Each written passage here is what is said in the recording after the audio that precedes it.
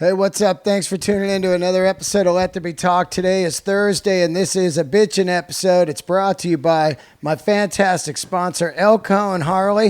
If you want to get a motorcycle, don't go anywhere else. Elko and Harley in Southern California is your one-stop Harley-Davidson shop. They got an excellent selection of all kinds of new bikes, an amazing selection of used bikes. Whatever you need, they got it. They can get you finance. They also have the last couple days of the March Madness, $25 off all their boots there. And they do have the ultimate tire sale always. They will not be beat on tires. Great service department. Go see my boy Greg Riley. Get yourself on a Harley Davidson. They're sponsoring the podcast, so don't get it anywhere else. Get your bike down there. Fly in. They'll pick you up at the airport, whatever you need. Elko and Harley. Follow them on Facebook, Twitter, and Instagram. All right, let's get into the episode.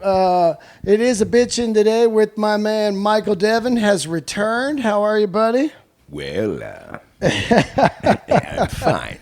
What's going on, dude? Fine, Dean. How are you? I'm good. I'm actually a little lower than normal. I'm more in like the James Earl Jones than the David Coverdale right now. Yeah, I'm kind of trash too. I was Yeah. Saturday night. I did the baked comedy jam. It's like baked. It's comedy and music. Yeah. And I sang Yankee Rose. Wow. Which I got to tell you, man, I kill some David Lee Roth. Do you really? Yeah. Here's the three guys I can do. I can do Bon Scott. Yes, you can. I can testify to that. Yeah, I can do David Lee Roth. Like You'd like even the Banshee Wails? Oh, the, yeah. All that? Oh, yeah. Wow. Wow. That thing. Yeah, that thing. He does that thing the whole time. Wow. He does. Whenever you're like in a down point of on a song or you're singing, just look over and go, wow. He does it where he sucks in, I heard, which yes, and they compress the shit out of it. They compress it so it's like, wow. When I first started singing, I thought that's how you did it. Yeah. And I can't even do it now. It would hurt. Yeah, you know what I mean? For me to do it, like an inner scream. Can you do it? Yeah. I can do it. Do I want to do it right now? I know. Well, it hurts, right? Yeah, it does. But I got it down, though. So she walks, watch the sparks go down. Fire cracking on the 4th of July. Yeah. Yeah, no sad songs tonight. Something's in the air. Can you feel it? Can you? Something Wow. like that. I didn't really know these lyrics. And now I didn't either. And now you're throwing them at me. I'm like, wow, those are like definitely David Lee Roth lyrics. Yeah. Man. No sad songs tonight. Yeah, no sad songs tonight. Something's in the air. That was an exciting track. Oh, well, you got to have a big smile when you're singing it. You always got that permanent smile. I wanted to talk to you about that. As I was learning the tune, what happened was I had Joe Travers on the podcast a couple months ago. Did you? Joey T. Travers, I love that guy. Yeah, great, man. He's a sweetheart. He showed up at the gig with his fucking Blue Sparkle Mini DW, and the guy's got great... He's a badass drummer, man. Oh. He's the baddest in town, man. I just think the world of that guy. That guy fucking is great. He's got killer groove, good personality, can sing. Yeah. They were doing that. She's a vision from coast to coast, and then I go coast to coast. Yeah. They were killing that. Yeah. But anyway, he did the podcast, and we started talking about how Eat 'Em and Smile was just fucking a masterpiece. And then he said, well, next time you do the gig, let's do a track from that. So I picked Yankee Rose because, it's an interesting thing. Yankee Rose, even though it was a hit, while I was doing it, a lot of people were just looking at me like, what is this? No way. I mean? Well, yeah, it's just... maybe a time and place kind of a song then, I guess. Maybe... Also the record, like if you think about it, there's not a lot of people, and that's what I was going to talk to you about first before we even go any further, how underrated that one and Skyscraper are, man. Yeah, Skyscraper actually gets the full lashing, man. People really tear that record up. I'm fucking all over this record in the last week. Yeah, when that record was out, or maybe a little bit thereafter, it was a summertime in Massachusetts. I was in my first band, and the guitar player owned, or his father-in-law, whomever, owned this triple-decker, 3 floors, big old New England home.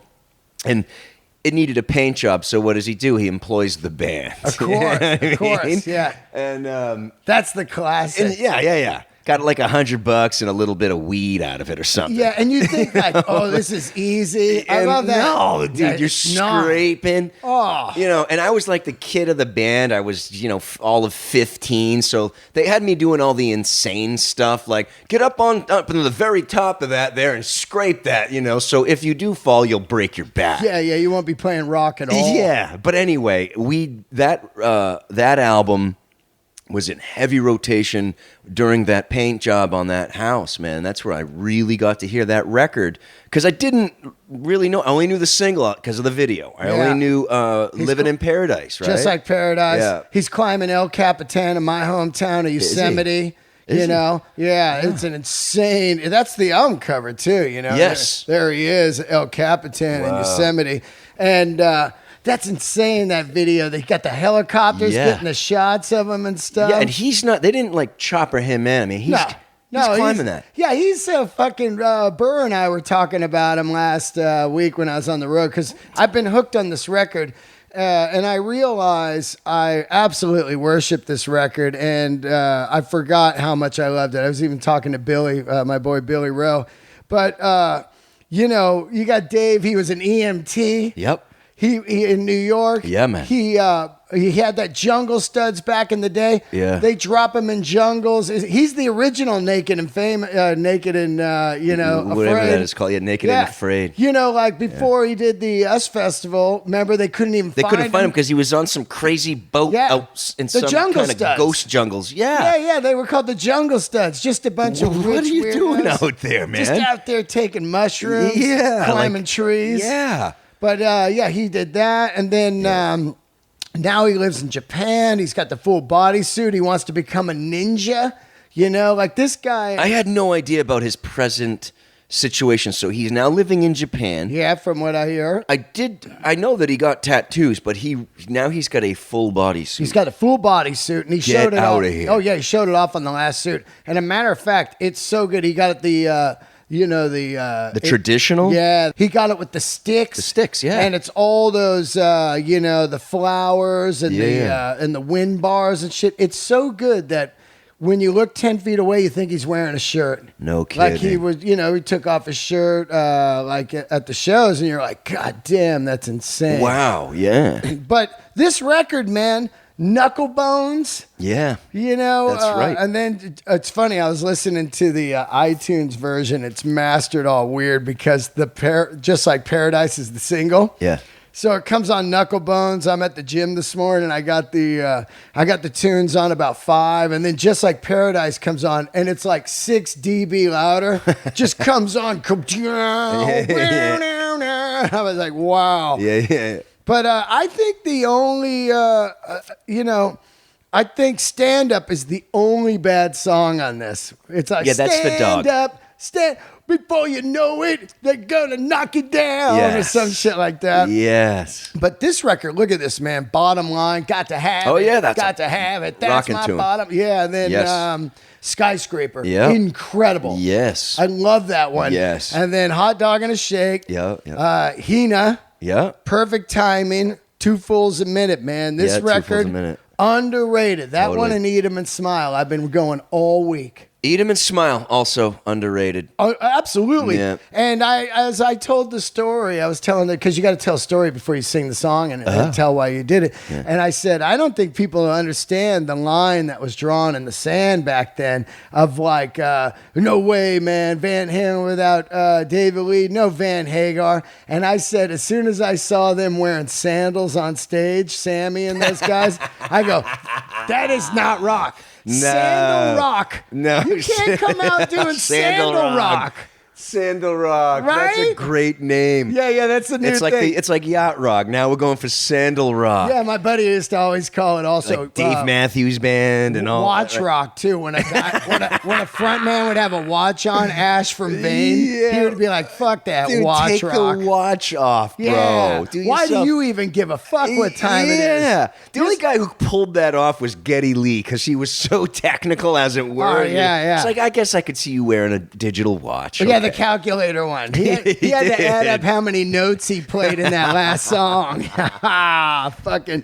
Yeah. But yeah, look at Eat 'Em and Smile. I got the Spanish version on vinyl. Really? What's the difference? Is there a He difference? sings all in Spanish. Oh, you mean? Oh, wow. Oh yeah, did you know that? No, I did not. Yeah, well, he that's another Dave thing. He knows Spanish perfectly, so he sang the whole record in Spanish. I got that one. Found it on the road last year when I was with Marin in Denver. Wow. I was like, holy shit, the Spanish one. And it was mint. Really? Yeah, I scored it like some shop that didn't know what they had, $6. Wow. Yeah, it's great. Good But score. look at this record. Yankee Rose, Yep. Shy Boy. Yep. That was a Remake. Talus song, That's a right? Talus song and a remake, but Billy sounds so good on that, man. Oh my God. God. And then I'm Easy, Yeah. which is kind of a throwaway track, Yeah. but Ladies Night in Buffalo, Yeah. come on. Yeah. And then Going Crazy, which is Yep. weird because that's a lot like AC/DC. His EP was called Crazy from the Heat, but he didn't really have it. And then he has Going Crazy. Remember AC/DC had If You Want Blood, the live record? Yep. And then they put a song, If You Want Blood, on Highway to Hell. That's right. Tobacco Road, that's a cover, I believe, right? Yes, it is. Yeah. And then Old Elephant school. Gun. Yeah. Elephant Gun. Awesome. God. And then Big Trouble. Yep. Bumping Grind. What a great yeah, tune. yeah. Oh my and then God. That's Oh, Life. that song. A few covers. That's Dave's fucking motif. Yeah, it is. Motif. I never got into the other Dave records after that. A Little Ain't A Little Ain't Enough. Enough with the devil. That was with the devil on the cover. I owned it and probably spun it like twice. Yeah. It had a song on there. It had Good Times. Oh yeah. Damn Good Times. What was that? No, that's on. Is that on Eat 'Em and Smile? Yeah, I love that. Hey, take a look at this picture. Yeah, Can yeah. you believe that was Yeah. you? I thought that was on- No, that's on what you call it? I was listening to it today, Skyscraper, and which is amazing because where is that? Is it on? Yeah, Damn Good, right there. Damn good. You know what's funny when you listen to that? I always back as a kid was like, is he singing about Eddie? Like, does he want Eddie back? Yeah. Hey, that's you in the corner. No, who's that in the corner? Not me. Yeah. Oh, the things we used That's to me. do. Yeah, all the things we used to do. I always thought, like, God, that's got to be singing to Eddie. You know? You're romanticizing the whole breakup. Yeah. Because it was such a big deal, and you're right about the lines in the sand, and they were very clear. They were. Because if you were not on board, if you were not Van Hagar, then you followed Dave down his wormholes of creativity, and you got his records, and you stayed away from Van Halen records. Well, he smashed it. He had the Yankee Rose video. I'll have a glazed donut. Give me something to Yeah, drink that's right. and a glazed donut to go. And I mean, and I had Billy on the show, Billy Sheehan, a couple years ago, and he was just telling me, if you listen to this record, the most genius thing about it is it sounds nothing like Van Halen. Nothing. And it sounds like nothing that was going on at that time. The magic of those three guys that wrote the tunes, he was telling me they just got into Dave's dad's fucking Pasadena mansion basement. just like the Van Halen days. And wrote that record. No way. Yeah. And two things that I thought about today on that was, if you look at Steve Vai and Billy Sheehan and Greg Bissonette, none of them are known as songwriters. They're known as virtuosos of their instruments, especially later Steve plays with Whitesnake. Yep. You don't hear the Steve Whitesnake songs. No, you don't. You hear, is it called Passion and Warfare? Was that his solo? Exactly. That's but the one. These guys were not like songwriters, and which is usually the case when you get into all those guys like Yngwie's and all the dudes that were on Shrapnel. Yep. They were just burners, but they couldn't really sit down and write a hit song or something. But somehow the three of those guys get in that room and write these records that are just unbelievable. They are. And of course Dave comes in and kills it. And I was always wondering, I don't even think they asked Dave what key he sang in, because there's no way he could go out and do that stuff now. No. That was, you can tell in the production of it.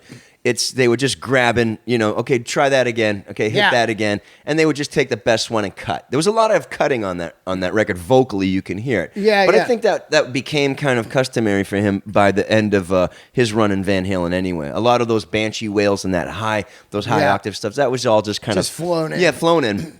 Unlike the first record, I think it was a little more... and also he gets kind of into the talking, like, got to have it, yes, it's like... He does. But that's some fucking, as much as I'm really hoping for they go out and do the Eat 'Em and Smile record, which was the rumor last year. Yeah, remember that? And they were supposed to get together at the Lucky Strike, and the cops shut them down. Yeah, he showed up, and then they shut it down. And they were sitting in the back, in that little backstage, waiting to go on. Can you imagine? That box there. It's so close, yet so far away. Man. And then, that's one of those things that's like, fuck it, not meant to be. Yes, absolutely, because you are all in the same room, ready to rock it. It's crazy, man. But who was the bassist before Billy? Wasn't it Bissonette's brother? No, he's on Skyscraper Tour. So he's after Billy. Yeah, Billy gives the rundown. He splits. I think he wasn't too much into the keyboard. Like Dave really wanted to get into the keyboard, which is so ironic when you think about that. Yeah, because this is the reason. This was the biggest bone he had to pick with Eddie was all of the keyboard stuff coming in. Yeah. Yeah, like Jump and all that. Even after that, that 5150. He worked on a lot of that stuff, and he was like, "I can't deal with this." But I never knew that he actually participated in some of that songwriting of 5150.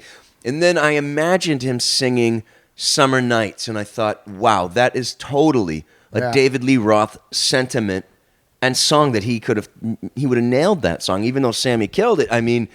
It never occurred to me like, oh, wow, he actually participated on some of this. Well, if you listen to that, I don't know who did this, but it was an obvious they were going for that Roth sound on Finish What You Started.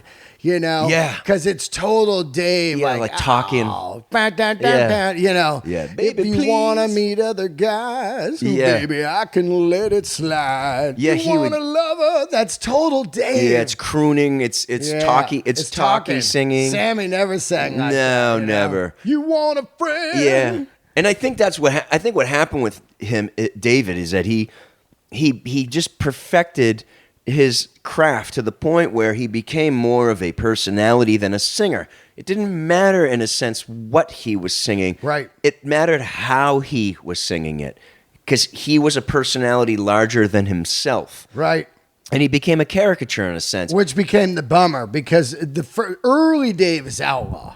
You look at early Dave. He's got leather on. He's just got dude. He's the Jim Dandy of 1978. Those weird silky shirts. The silky shirts. That was that's like Van Halen's look. They each wore a silky shirt. Yes, they did. Unbuttoned. Skin tight, pants. Oh yeah. And nobody ever really went for the classic black.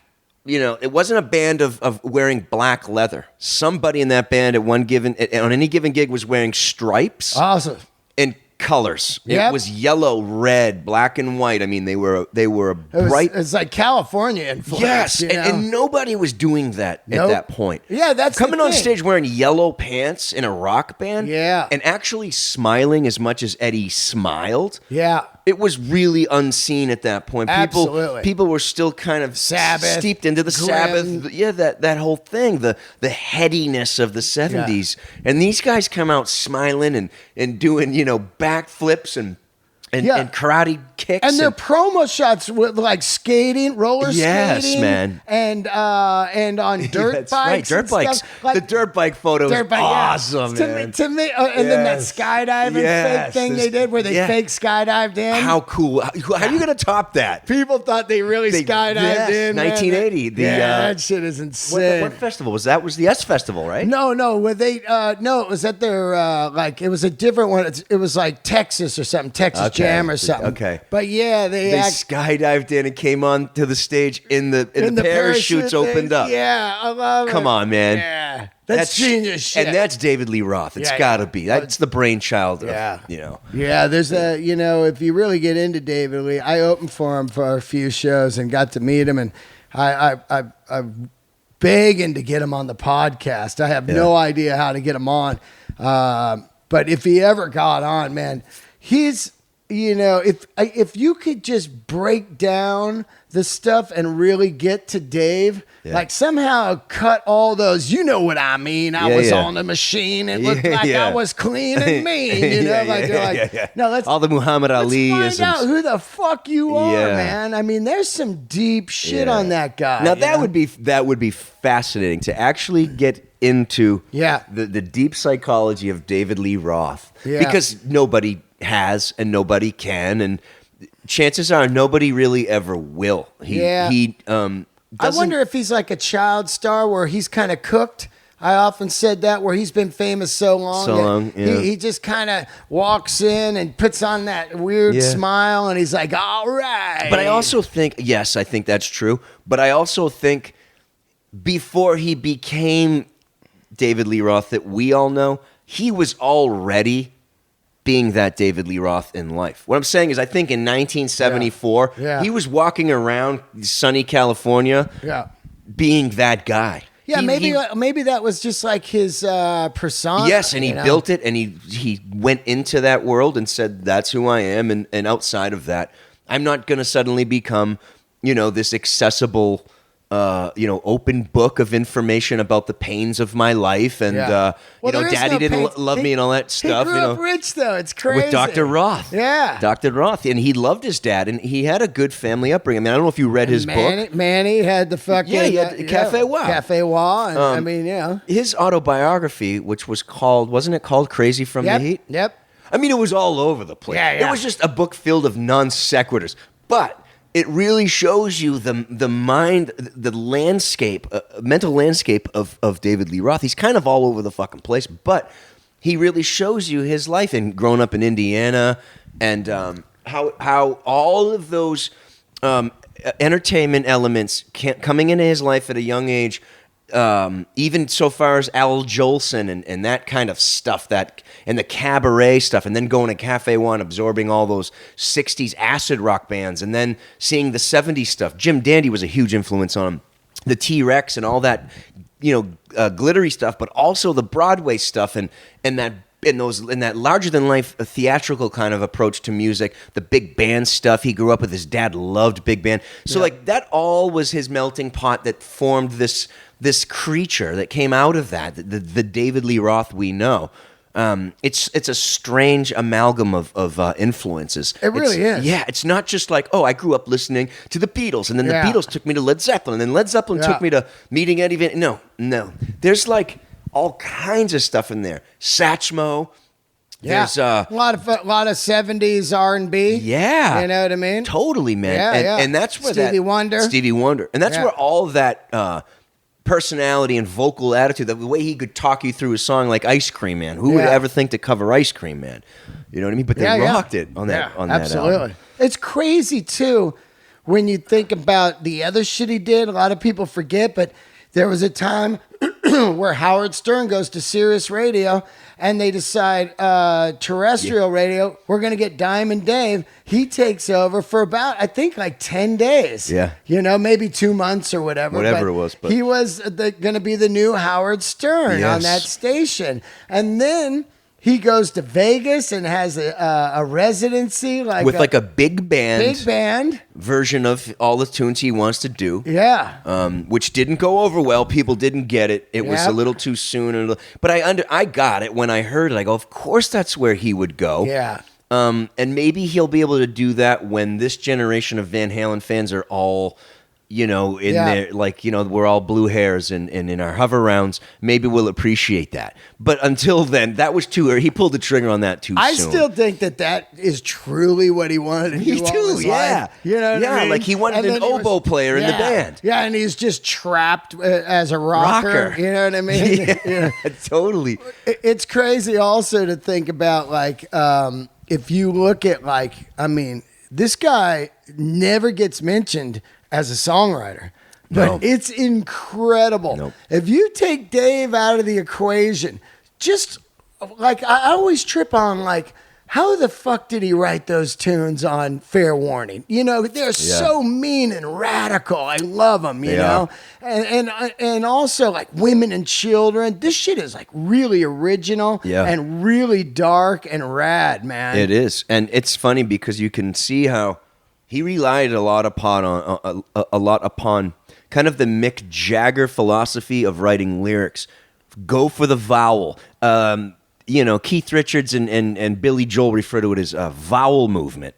Like, how are your vowels working in the song? Because I don't care what you're singing to me. But if it's a lot of me, he, she, I don't care.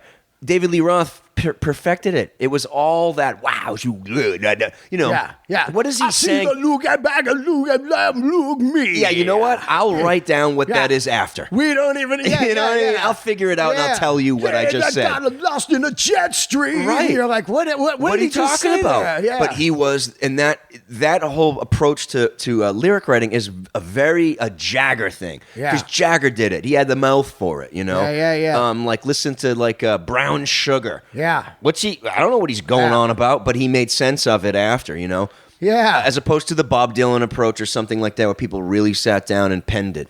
Zeppelin, even Robert Plant, he you can tell, man, he sat with a lot of those lyrics later on. You know, he really was painstaking, but not these guys and not David Lee Roth, man. He was just like, let me give you attitude and then I'll figure out what I was saying but after. They're great, you know, though. They're not great. Like Poison, where you just go like unskinny Bob. You know what I mean? No. I always say this about him. It's like Hollywood Sunset Strip street fucking It's lyrics. Street. It's you know? totally street. And he is the king of one-liners. Like, I put him up there with, like, Steven Tyler. Steven Tyler's another guy, when I think about lyrics, it doesn't matter that the song doesn't have a beginning, middle, and an end. He just gets you with those one-liners. Get yourself a cooler. Lay yourself low. Yeah. I'm in. I'm hooked. Oh, yeah. I'm in. Yeah, you know what I mean? Yeah. We're not talking about beach parties throughout that whole song. No. He moves on. Caught you with the cocaine. They found with your gun. Like, it works phonetically. It's badass. Yeah. It's tough. Yeah. And David Lee Roth had the same kind of a thing going on there with, like, the lyrics to, like, Panama. Yeah. I got an off ramp coming through my bedroom. Yeah. You know what I mean? Like, that's pretty cool. You know? Yeah, man. He is, you know, growing up, you know, it was, to me, it really was, there was two guys. It was Bon Scott and then Brian Johnson, and it was David Lee Roth. You know, I remember Eddie Trunk saying that Dave was never a great singer, and because people were complaining on the last tour, and I disagreed with that, because he was a great singer up until the Fair Warning tour. And then once we get the Diver Down in 84, he realizes, I don't need to sing. I can just do fucking hand gestures. I can say, look at all the people here tonight. I could throw some kicks. I can do a sword solo. It's not about singing anymore, you know? No, and I think now that, and then when you take that away, because I think that balanced the scales of entertainment coming from David Lee Roth, meaning the more he put onto one side of entertainment, the flips and the kicks and the swords and the one-liners and getting the party going, the swigging from the Jack Daniels, the furry pants, the whole thing, larger than life. Yep. He didn't have to worry about the vocals, as you're saying, but when this last tour, he's not going to be able to do the splits. He's not going to be able to do all those things he did at 25 years old. He was doing that shit, though. It was crazy. He was doing kicks that were like, you know, blowing my mind, and he was doing a sword solo. He did the one sword solo and cut his own face open. That's right. That's right. Yeah, on fucking Jimmy Kimmel. Now, and I don't know what the status is of that band right now. I think it's done. I think it's done with Dave, but I wonder. It ran its run. It did, and it was a good run, and they did put a record out. Yeah. And the record was well received, you know, within the Van Halen community. People dug it, and they were anticipating a release. They got it. Yep. And now, though, I see it every now and again bubbling up with Sammy talking about a potential thing. I don't know if they're going to reconcile. Sammy does have, you know, some bones to pick with how he was treated, from what I read in the press. And they got to get Mike Anthony back in. That's the thing too, man. You got to get Mike back in. But I did hear that that's a deal, a package deal. You won't get Sammy without Mikey. Yeah, exactly. And they need Mikey because You know, Wolfie's great and all, you know, and he's a very talented young man. Make no mistake, that boy can play bass and play probably guitar, piano, drums, and everything else. Trust me. Yeah. He's a Van Halen. But he's not the bassist of Van Halen. You know what I mean? Yeah. And we need to, especially these days, because we're losing them by the dozens. Like, we need to have, when we say we're having a reunion, please have the reunion while the guys are there. And honestly, even a Van Hagar reunion with Michael Anthony is still a reunion, because that chapter of Van Halen was long-standing. They had a lot of big hits. Those were massive songs, dude. Huge hits. And big albums. 5150 was a big album. Monster. And For Unlawful was a huge album. That record's huge. Dude, Right Now. How many times did you see that on MTV on a given day? That video of Right Now? The one with the words? All the words, yeah. And, you know, right now some man is blah, blah, blah. Right now your mom misses you. Right now, blah, blah, blah. Yeah. Huge video, dude. I would actually go see it, too, because I never went to go see him. I boycotted it, but I would go see it. I never saw that lineup either. And I know that the thing is, Sandal Rock. Yeah, the Sandal Rock. They should call it Sandal Rock. They should, because Sammy is so casual now when you see him, dude. He's Jimmy Buffett of hard rock. That's what I said. It bums me out. I know, but I love him. I love the fact that I love him. Yeah, but I hear you. But I love that he's just kind of, his life it's real. That's reality. That dude's in Cabo. That dude is in his sandals. Yeah. He sells the tequila company and keeps part of it for a gazillion. Now he's got the rum company. Killing it. He's he's got all kinds. He's got a TV show.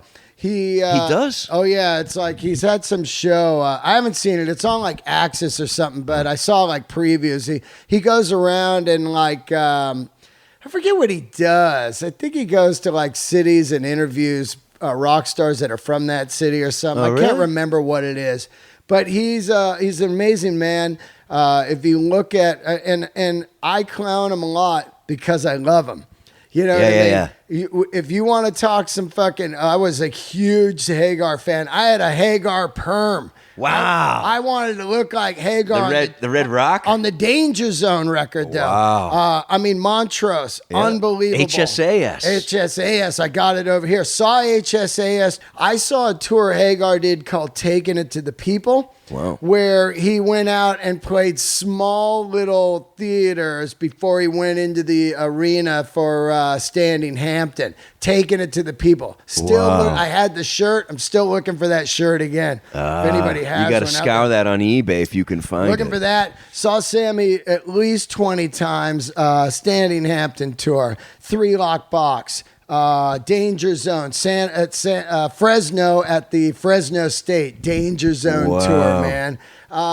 You were in deep. I was in deep. Yeah. I love the Danger Zone. So now, let me ask you: when he joined Van Halen, were you excited? Were you disappointed? Because by then I was done with Sammy. He had done the 3 Lock Box record had become a little bit.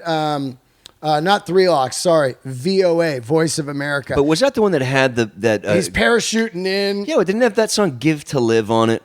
Let me look real quick. He by then it got a little. He started getting a little. I loved his band. Yeah. Gary Peel, electric guitar, who plays in Boston now. Bill Church, the Electric Church, who's going to do the podcast, by the way. Whoa. He lives out in Fresno. And then Denny Carmassi. Former Whitesnake drummer. Yeah, on drums. Let's look at this record because it is. It's really where I start kind of losing my love for Sammy by then. But I swear on that album. I saw the tour. Here it is. Came out in '84. So I'm a senior in high school. Let's look at the tracks here. Yeah. You bastard. Give me the record. Here it is. It had I Can't Drive 55. Oh, that's the... Okay. 1 foot on the brake. Okay. That was a big hit for him. Yeah. Cool video. Yep. Now, the record...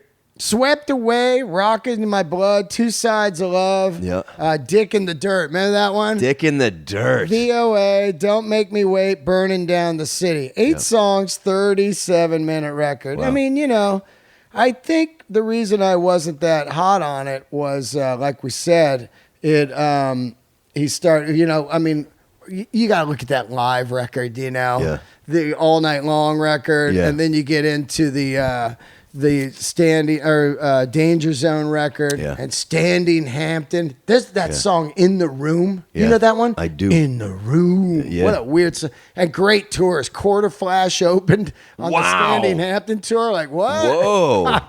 Now that's an interesting lineup. Yeah, right? Quarter Flash and Sammy Hagar. Now he did that. I think it's the album after that one. Then he had a single, and it was called. Let me look. I think it was and on the album were backing vocals provided by Michael Anthony and Eddie Van Halen before he joins Van Halen. Oh, so there's a little rumbling. There is. You know what record? I want to say the cover was white. Okay, let me look here. Here we go. We got the records here.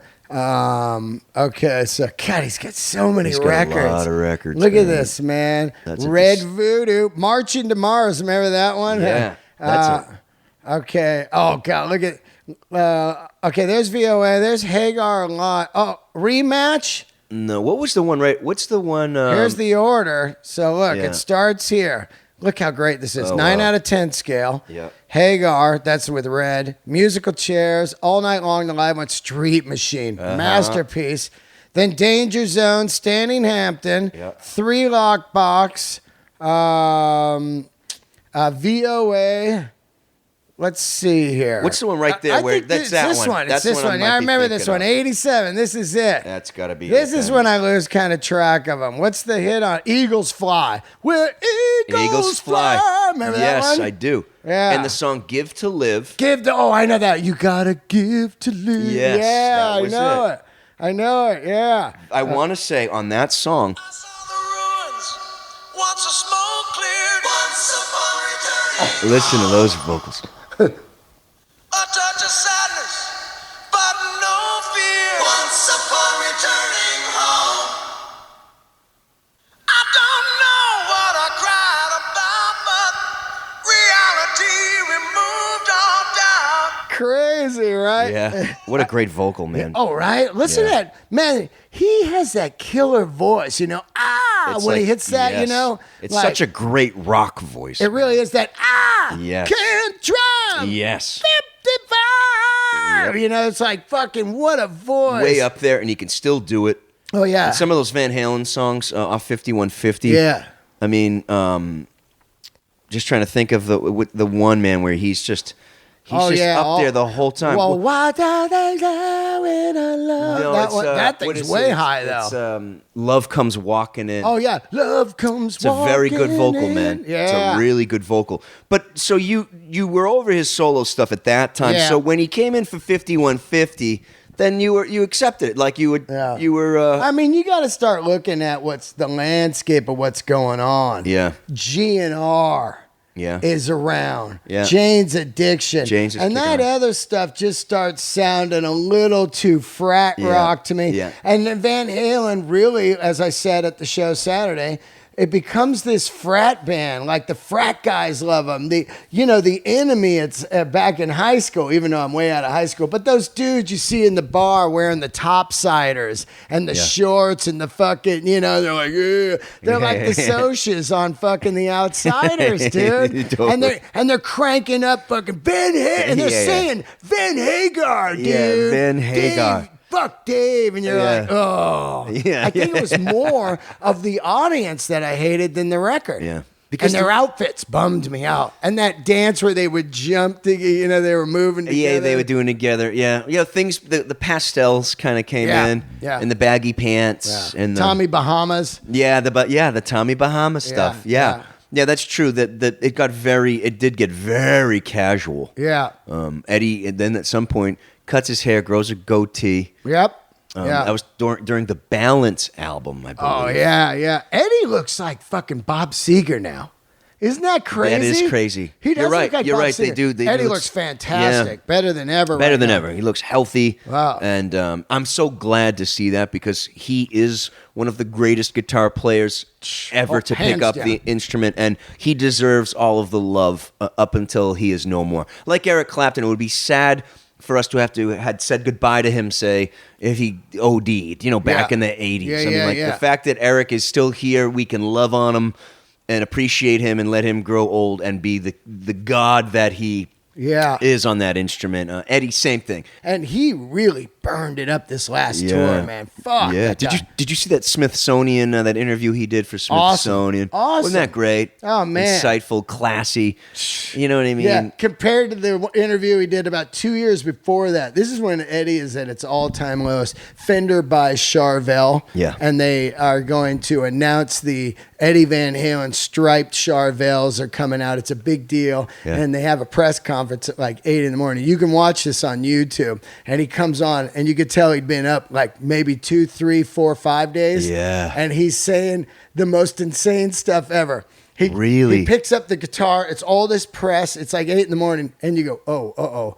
And he's like, guitar, knobs, tremolo, 6 strings, man. And he's just looking at it, and he's just out of his mind. Wow. And they're kind of like interjecting, saying stuff like, yes, Eddie really had a lot to do with this. And he's like, locking tremolo. And you're just like, whoa, man, this is great. Floating bridge. Yeah. I got to see this. Oh, I gotta see I would this. fire it up for Oh, you, my dude. God. He is out of it, Yeah. man. And boy, the press grabbed on that like, uh-oh. Yeah, Eddie's- something is wrong Yeah. here. Really cool though to Yeah. see, because to me, I always like to see a guy who's way out there still. Yeah, I'm totally. like, God, fucking good for him, man. Totally. He's One out last there. hurrah. He's out Eddie. there just 8 in the morning. They're like, hey, you got to be at Fender. He's like, what, today? You know what I mean? He was wearing those boots. Yeah, Do you remember that? those things? With the blown out Yeah, they were tops? blown out, and he would just duct tape them. Yeah, and he had no teeth. No teeth, and he would wear shorts. Yeah. And he would And he with would the wear- rope? Yes. Yeah. And then he would wear his hair in a little top ponytail. Yeah. Like the Belushi. Yep. Crazy Yeah. shit. Top knot. That's when those dick hipsters jumped on it. Yeah, that's right, dude. That's right. Let's get in before we split here. Yeah. It's cool that we talked about that. It wasn't even planned, but I No. just really, I really am back on the daily Roth big time right now. Yeah. But what we were going to talk about to segue Yeah. is you sent me a couple of links Yep. to these tribute acts because Yeah. that's what we were going to discuss. And one of them you sent was a Van Halen tribute act. Exactly. Right? Yeah. What was it? It wasn't Diver Down. What was the name of it? No, I got it right here. Let's look at it. yeah. So let's prep this up. A couple weeks ago, I was at I was doing a gig at the Roxy, and I walked by the Whiskey, and they were doing Axis Live, which is a TV channel. I don't know if everybody has it, but they have a show, I guess, where they once a week have like tribute bands battle it out. And really what got me going was I had talked about this back when Brian Johnson was out. I had read this story. The guy signed a thing. He couldn't tell anybody about it, but he's in a huge tribute band called, what are they called here? I got it right here. Let's see. I think they're called Back in Black. Is that what they're I believe that is right. Yeah. Let's see here. Yeah, they're called Back in Black. Yep. So this guy had been asked to audition for AC/DC secretly. Yeah. And I talked about it on an episode way back when Brian was out. But they flew him in, and he thought he was just going to go in and do 3 songs. First of all, they contacted him through Facebook, which is insane. Wow. And they fly him in, and they put him up in the hotel, and they go, yeah, so, okay, just get the 3 songs you want to do or whatever. The next day, it's in Atlanta, and he goes into this warehouse, and as he's sitting there, the fucking 4 guys walk out, and Angus shakes his hand and goes, hey, man, how are you? And they do 2-hour set. Wow. Just song after song after song. And they're not saying anything to him. Yeah. They're just giving him the fucking, the set list is right there. And Yeah. I'm sure there's a teleprompter. And the guy knows all the tunes. They even did like a couple new songs. Okay. And he sings the whole set. Wow. And he says once he gets to like the 6th, 7th song, he's thinking in his mind like, hey man, this is, I might have this. I'm doing an AC/DC concert. Yeah. You know? And he sings the whole set, and Angus walks over and goes, man, incredible. And we'll let you know, man, you really nailed it. So I immediately look at the guy, and he's one of the few guys I've ever seen where I was like, this guy has it. Yeah. You know, he does in their set the Bond stuff, and he comes out in the vest as Bond, and then they switch to Brian. He throws the hat on.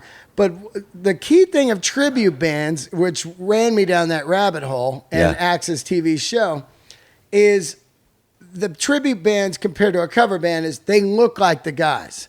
So this guy had the moves and shit. Yeah. He's doing Brian like, yeah.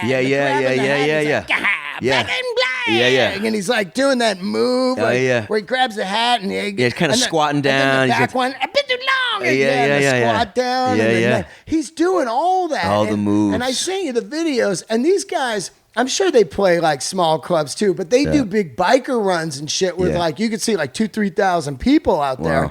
And they are fucking murdering it. Yes, the Angus, the guy in that band. Unbelievable. Yeah, man. Right? Yes. I mean, Josh Z is the best, the guy that played with us is Josh. the best Angus of all time. Yeah. But the singing is what blew me away. Yep. Because it was pretty close. So then I sent that over to you, and you watched that, right? I did.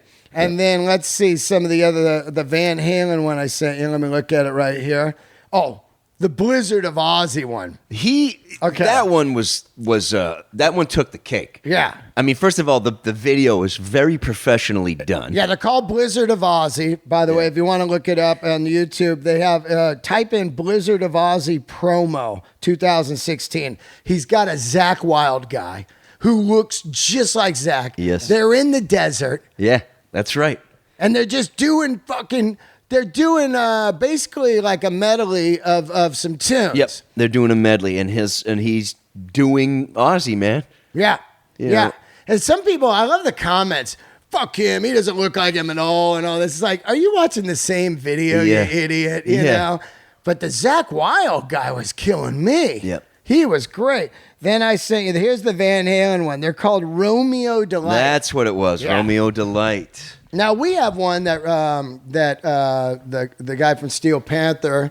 Is it the Atomic Punks? Yeah, they've been doing years, and even time. Dave took that band out as his band when Yes, it he was the did. Sammy Hagar Dave tour. That's right. The guy on guitar was his guitar player. Yeah, that's the And- Steel Panther guitar player, and he took those guys out. Yeah. But this band, Romeo Delight, was it's pretty interesting, right? Yeah. Now, one thing I always find with the tribute band, as I told you, I started watching them all. You start getting obsessed. Yeah, And there's some that are just insane. Like when I was growing up, the guys from Black and Blue had the Kiss one. Okay. I think they were called Cold Gin. Okay. And they just were fucking, the guy spit fire, Wow. blood. The Ace had the smoking guitar. Wow. Like they went full on. Oh, they went full on. Yeah. But the one thing I notice on tribute bands is there's always the guy that looks wrong. Yeah. So there's this incredible Metallica one out right now that I saw on Access TV. The guy is killing modern day Hetfield. Yeah, He looks yeah. like Hetfield right now. Yeah.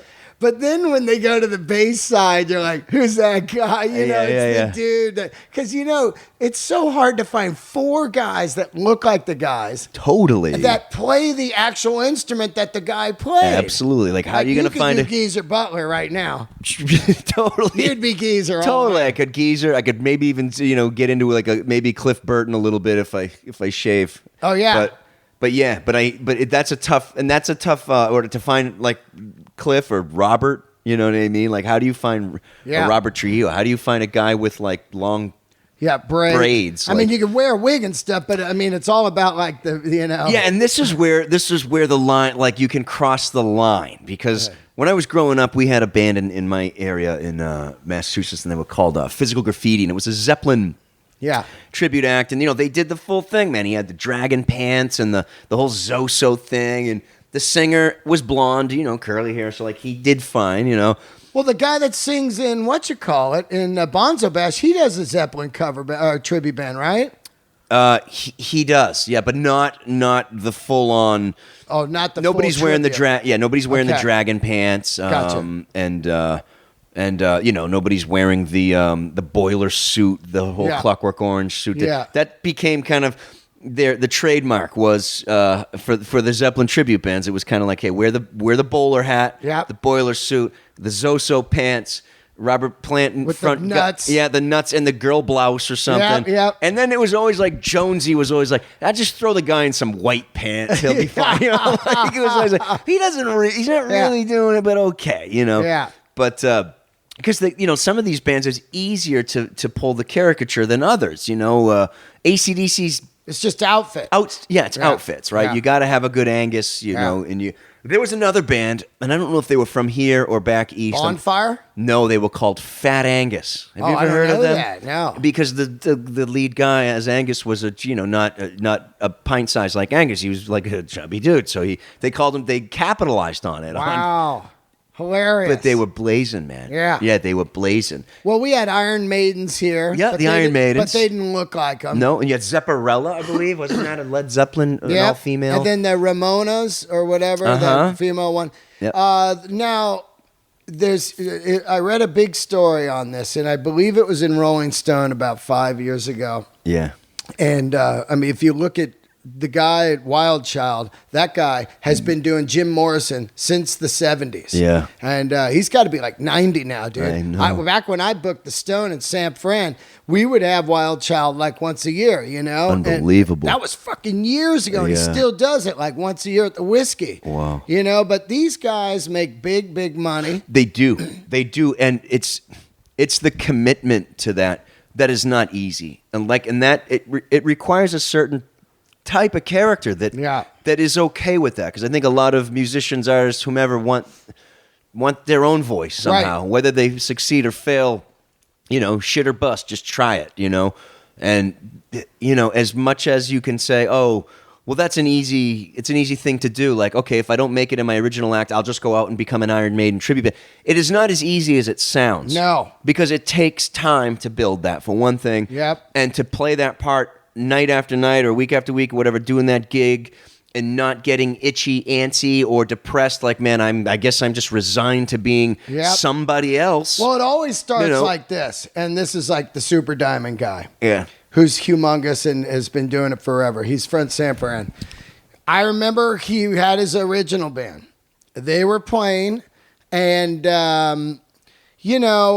not getting anywhere. This is during kind of the Counting Crows is big in San Fran and Wallflowers. And he's kind Post-grunge. He's kind of doing that kind of, acoustic guitar thing, but not getting anywhere. So once a month he's doing Neil Diamond's Super Diamond. Okay. And, one gig sells out. Then another gig sells out. Then another gig. And his thing just slowly starts to take the back seat. Wow. To where he never played ever again with his own thing. Wow. Now, I could see that could start eating you alive around 45, 50 years old. Yeah. Like, man, I sold out for the money and didn't really go for it. Yeah, you and know? I'm living I'm using, in a sense, I'm using the material that another man kind of sweat over. Another persona and everything. Right, and another guy really chiseled these tunes out and worked really, really hard, and I'm merely up here copying it or giving a representation of it because that person has aged in real time and he's no longer capable of maybe doing it the way that I can. Right. Which is why these Zeppelins and Aussies and AC/DCs come out, because Brian can't sing, have a drink on me like he did in 1980 or 81. Right. But some 25-year-old or 30-year-old, somebody can, who didn't tour the world 10 times over on that album, screaming his face off and losing his voice, which is what happened to Brian. Yeah.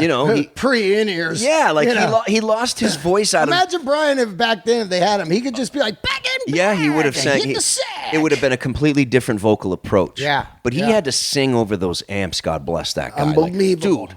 I was talking to this weekend. I saw Scott Ian, from Anthrax, and he's a big AC/DC. He's supposed to do this podcast like 2 years ago so we could talk AC/DC. And you will talk AC/DC from top to bottom. Been trying to get him on. He's like, I'll do it for sure, and just blew it off.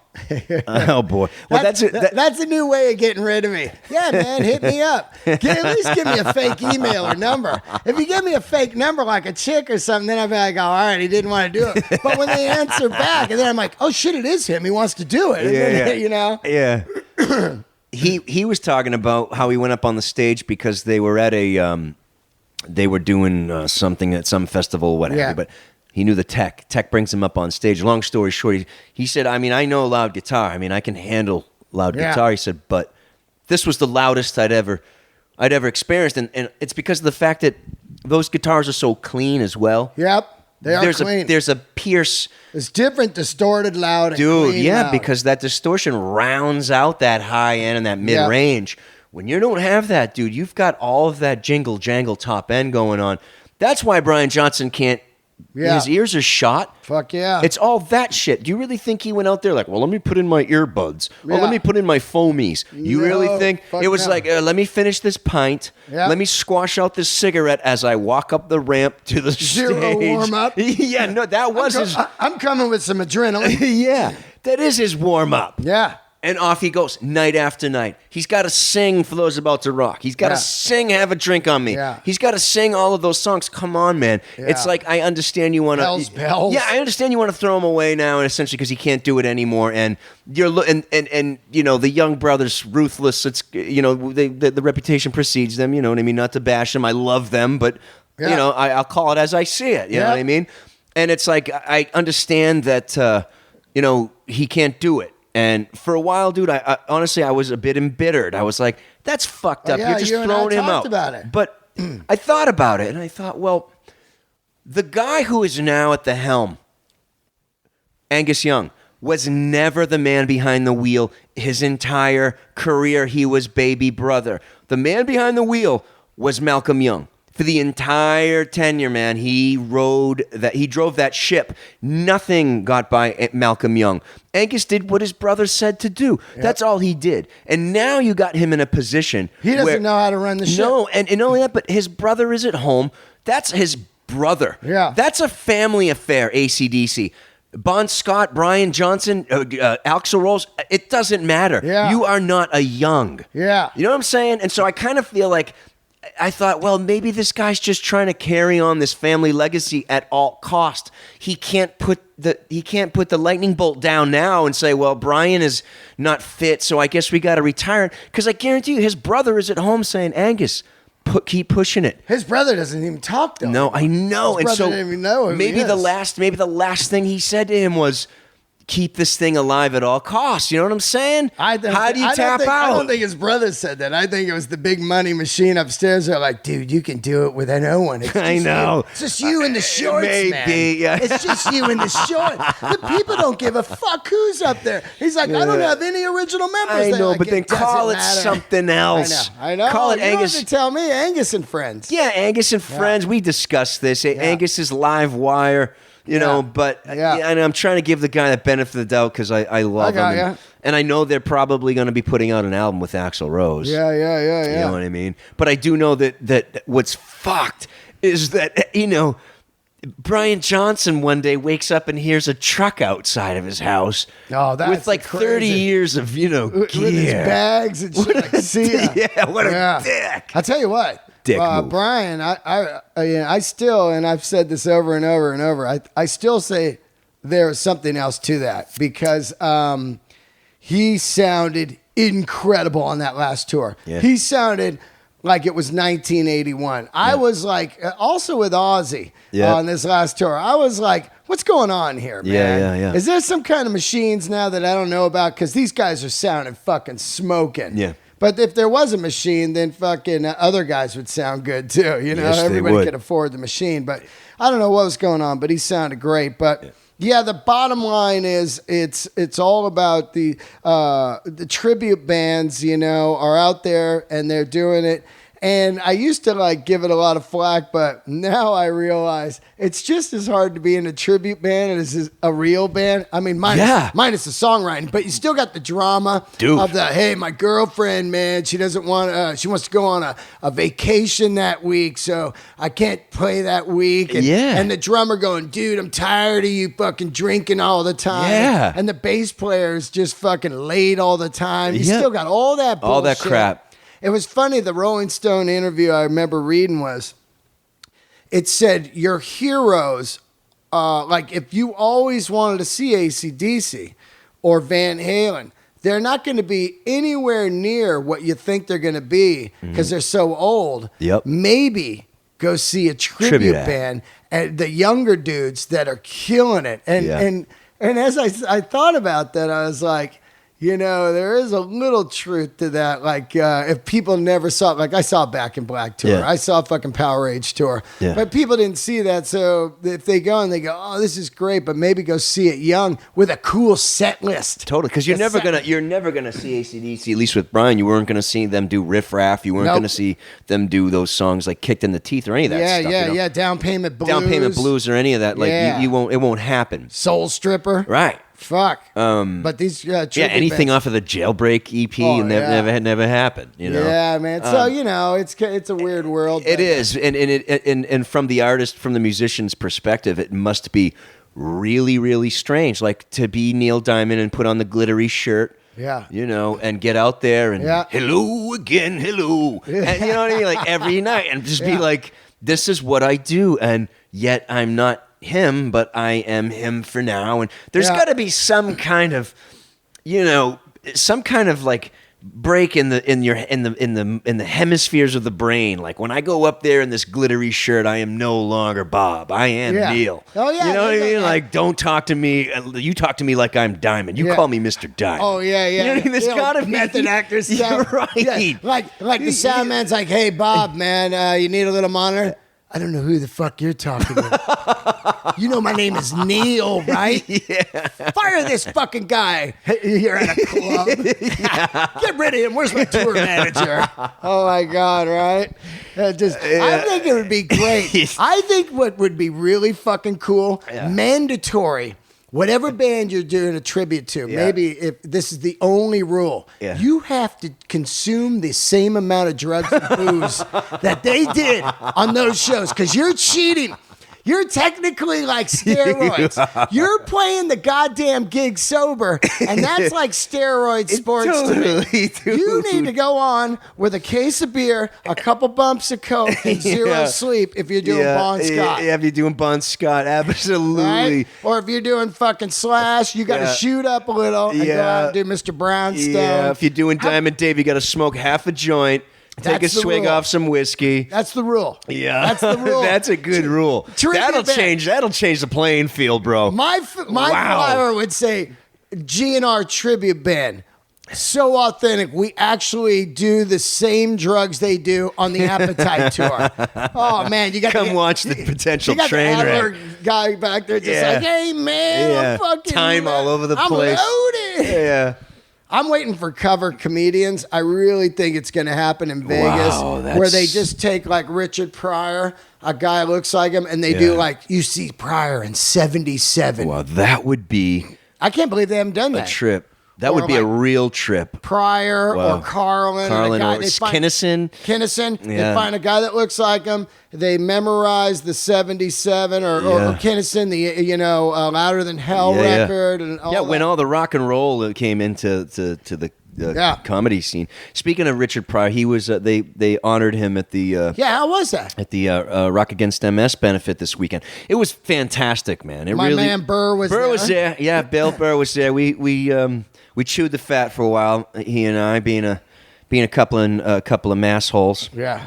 But he's got the baby now, and he's a happy daddy. You guys, I had just been on the road with him, so he was, talking about going and doing that. I actually reached out to Nancy this time. She had asked me in the past. Yeah. I had to turn it down for reasons. Nancy And- Wilson from Heart. No, Nancy Sale, who this is her. She actually got you. she got MS, and this is her benefit. But no, Nancy Wilson from Heart was there. I know. And dude, I got saw you. I got Your the blurry pleasure. photo. Got the pleasure and the honor of singing "Long Way to the Top." Yeah. I saw you singing that. Yeah, because I only did lead vocal I thought duties. you were doing the fucking White Zombie. I tune. did, but I don't think there's footage of that yet. But I did Thunder Kiss 65. Yeah. And another Val singer. yeah. God, I'm getting low. Dude, I had to memorize all those words. I had to memorize What them. is it? What is they the are first so verse? they are so just non.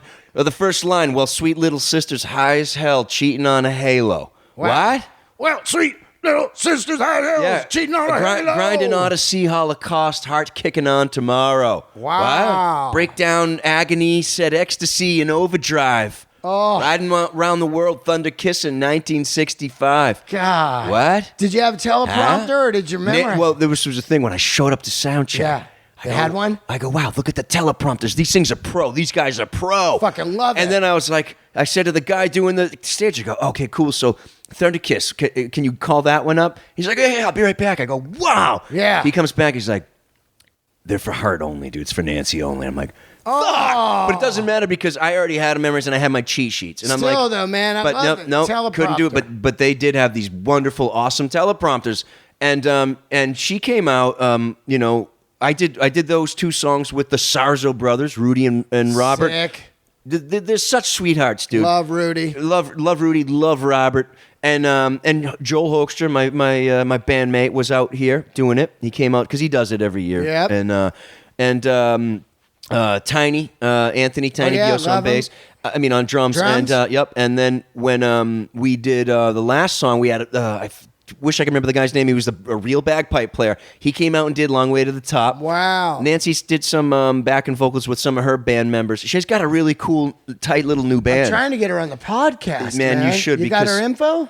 I do not. God, I do not. Somebody gave me her manager, and I emailed him twice, and nothing Really? back. Yeah. I might have a line in, but I was kind of shy in meeting her. I was Yeah. standoffish. God, You know, I had love I had her. a crush on her when I was a kid. I Me got to be too. honest, dude. Who didn't? I really had a crush, and I loved that band so much. I loved the rhythm section Oh, of yeah. Heart, man. What about Howard on guitar, Yeah, dude? dude. And he's up there. Speaking of tributes, they did Yeah. that rock vault. Yep, they do- In, they do the rock. Vegas. That is just crushing. Yeah. They're back doing it again. It's They at are. the Hard Rock now. Yeah, Doug, my buddy, my Yeah. homie Doug, Doug Aldridge is Aldridge. back in the saddle doing that stuff. If But you haven't seen Rock Vault, go see it, Yeah. man. They got Paul Shortino. Paul Shortino's there. Tracy Guns was doing it for a while. he was, yeah. Who's the bassist? He's the Phil, Bon Jovi. Phil Sisson is the bass Is player. he? I thought it Yeah. was the Bon Jovi guy. No, No, it's the Okay. Phil guy. Okay. Phil did it. So yeah, that thing's cool. That thing's going, yeah. But we Did Bill do comedy? he did, dude. He Yeah, he awesome. did, and you know it went smooth. And so did Florentine. Jim was in the house, and, Yeah.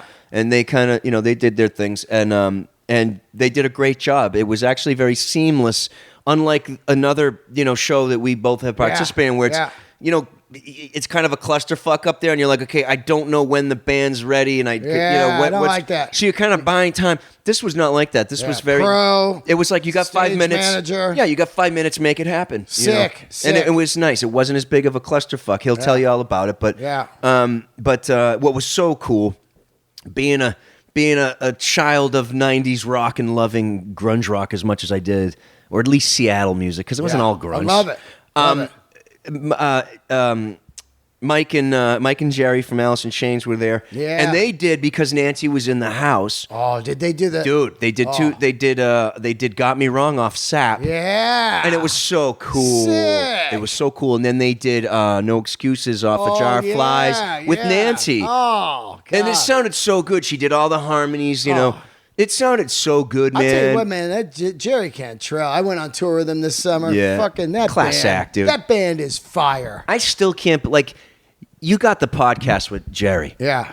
That Unbelievable. was fucking cool, dude. And That was the whole reason I did the tour. Dude, and listening to that podcast, it was Yeah. so good. That was like one of my favorites you've ever done because he opened up about things, and he's not a man that does lots and lots and lots of interviews and Nope. where you can just sit down and ask him whatever. Yeah. Like you did. You got Yeah. into it because you Yeah. know his history, you know the material. You went in deep. Yeah. And it was a really, really good interview. Worship that guy, Yeah. man. I hope to go out and do some more Yeah, shows. he with was him one great. day. He sounded really good, man. Yeah. And He kills. And he's in really great, shape and form. And, Yeah, he and looks great. He He plays does. great. He does. And Mike, he sings great. And he does. Yeah. And Inez, I love him. He's a funny. That guy's the nicest dude. Him and He's a Rudy fun- Sarzo. yeah, They he's can a start funny a bastard, band man. called the Nice Guys. Holy It's shit. because it's the bass players, man. It's just Yeah. we're so used to just not being Getting trombled. Yeah, you're just used to being in the back. So Yeah, you yeah, get to yeah, hang. yeah. You spend more time hanging out with the crew than the other guys. Yeah. And you learn That's how to be a hilarious. good guy. You know, you got to learn. But they sounded really, really great, and That's that was a cool. nice treat. Is there any kind of website or anything people visit and contribute money? Yes, they can. And Good. Rock Against MS. If you look it up, it's I don't know off the top of my head the website, but look it up. Yeah. Rock Against MS benefit. and you will find a place to donate. You can get T-shirts. They have an auction on their site. I apologize for not knowing it, but there's a guitar that all of us signed. Everybody signed it. Badass. There's drum heads that were for sale there, but there were a bunch of guitars that were signed, and some T-shirts you can buy, or you can just make donations. And it's really for a good cause because it is a painful disease, which I didn't know this. And yeah, Parkinson's and MS and all those, man, where they wipe out your mind or your body functions or your bones and stuff. It's weird because you're just alive, but you're, you're degenerating over time, and that's so sad, heartbreaking. That's brutal. Yeah. I mean, you'd much rather just be walking down the street and fucking die. Yeah, get hit by a fucking bus. Some kind of death like that because, man, that stuff is just...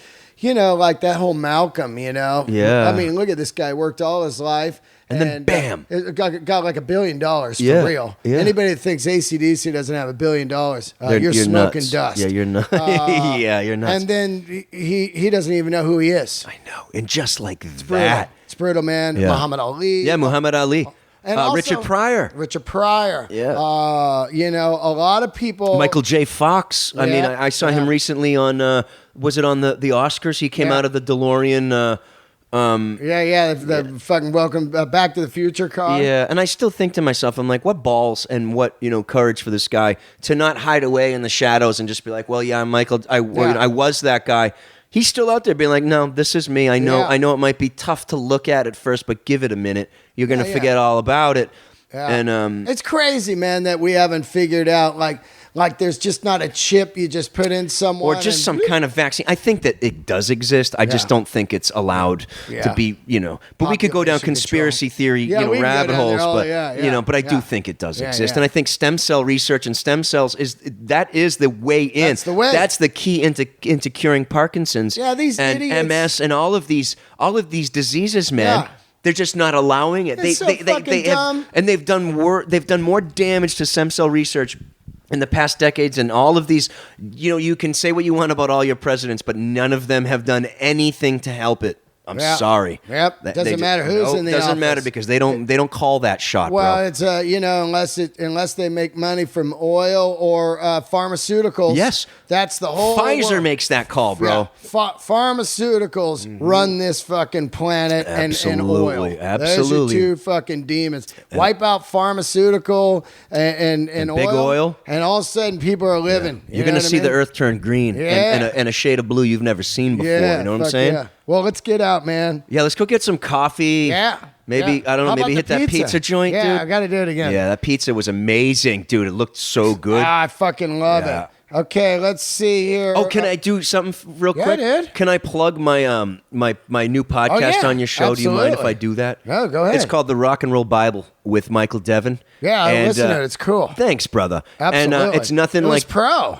Thanks, bro. Yeah, it was pro. Thanks, dude. Do you put the track underneath and just talk over it, or do you add the track? Well, I add the track. I talk and then I bring the tracks in and I was fade them out. laughing because to me it sounded like something you listen to on a Sunday morning driving to to the beach or something. Yeah. You're like, in 1974 on this day.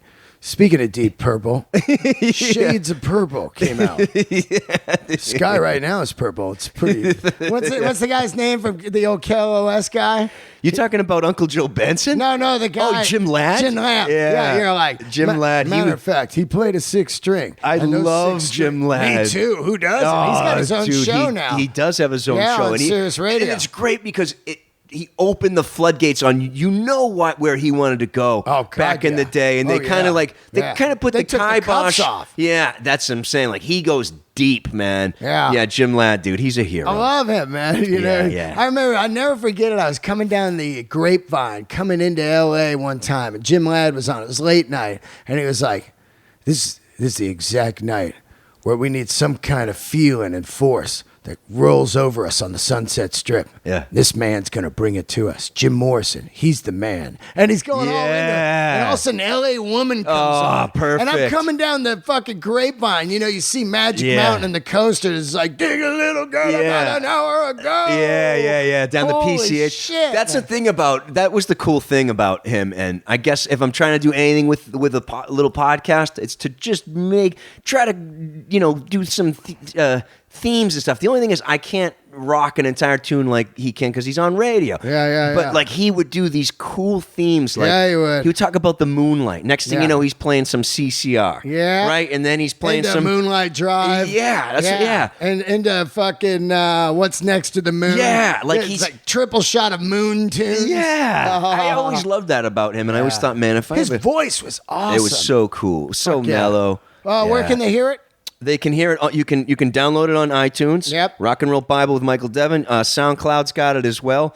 I'm a couple episodes deep, but it'll be consistently every Friday. I think I shoot for every Friday. I pick a date. This Friday, speaking of AC/DC's Angus Young's birthday, so I'm probably gonna talk a lot about the boys. Awesome, man. Yeah. Real quick, you guys, if you're tuning in, I got some shows coming up here. Let me get them for you. I'm going to be headlining San Jose Improv April 19th. Also, new shows just came in right here. June 8, 9, and 10, Brea Improv. I'll be with Joey Diaz. Do not miss that. Of course, I'm coming out to Denver, Colorado to do the Comedy Works April 26th through the 30th. And I'm headlining Ontario Improv Easter weekend. Hope to see you guys. Don't forget to leave a review. And Devin and I will be back again soon. Email us. You can email me, Dean Delray. We're covering all kinds of topics. See you guys later. Peace and love. The candles lit. Absolutely. Love and light. Yeah. Coverdale's here, too. Yes, Dean. Love and light. Later, guys.